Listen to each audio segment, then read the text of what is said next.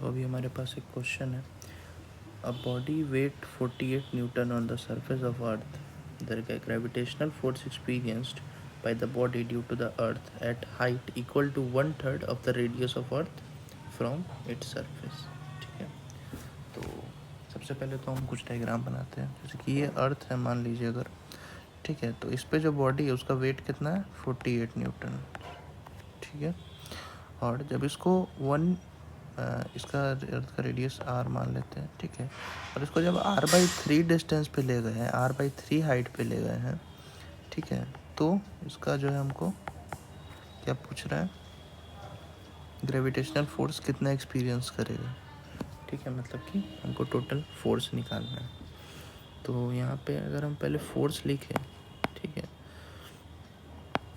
F1 जो हमको दिए हुए हैं, ठीक है, अर्थ पे उसको F1 मानते हैं, तो G/m/r² ये फार्मूला होता है। ठीक है, इसका हमको वैल्यू कितना दिया हुआ है 48 न्यूटन, क्योंकि हमारा F1 तो 48 न्यूटन है। ठीक है, मतलब अर्थ पे जो बॉडी वेट है वो कितना है 48 न्यूटन। तो G m1 या फिर Gmm/r² इज इक्वल टू कितना हो जाएगा 48 न्यूटन। ठीक है, अब r/3 लेंथ यहाँ से है सरफेस से, तो अगर हम सेंटर से इसको नापे तो ये हो जाएगा r + r/3 यानी कि 4r/3। ठीक है, तो सेंटर से हमारा जो डिस्टेंस है, जिस पॉइंट पे हमको ग्रेविटेशनल फोर्स निकालना है, उसका लेंथ कितना है तो 4r/3।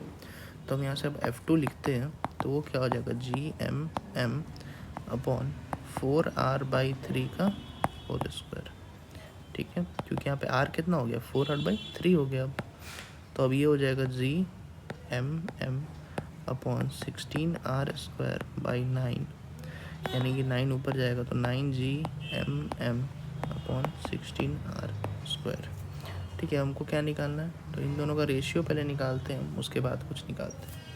ठीक है, रेशियो निकालने से एक हमको ये चीज़ पता चलेगा कि जो हमको ग्रेविटेशनल फोर्स निकालना है वो कितना होगा।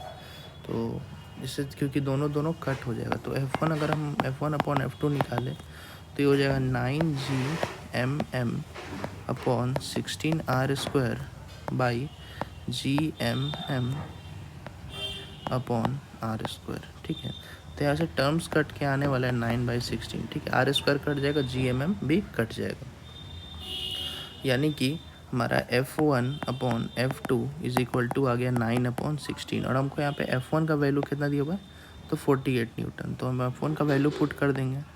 ठीक है, मतलब 48 is equal to F2, sorry 48/F2 is equal to 9/16। ठीक है, तो F2 हमारा क्या आ गया 9/16 इंटू 1/48।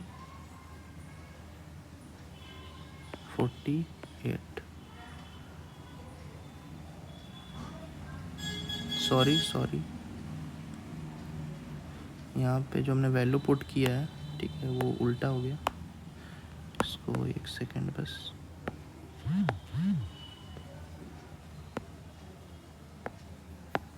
ये F2/F1 हम लोग का निकला है। ठीक है, ये जो हमारा वैल्यू आया था ये क्या आया था F2/F1 आया था।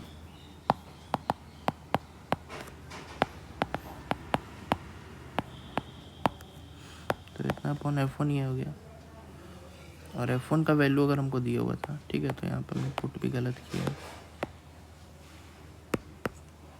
वो जो वैल्यू था वो F1/F2 नहीं था, हमने जो पुट किया था वो था F2/F1। ठीक है, तो यहाँ से F2/F1 का वैल्यू क्या था तो 48 न्यूटन, तो 48, तो यहाँ से F2 हो जाएगा हमारा 9/16 इंटू 48, यानी कि ये 3 बार में कट के आ जाएगा 27 न्यूटन, जो कि हमारा ऑप्शन नंबर है 2। ठीक है, तो इसका करेक्ट ऑप्शन हो जाएगा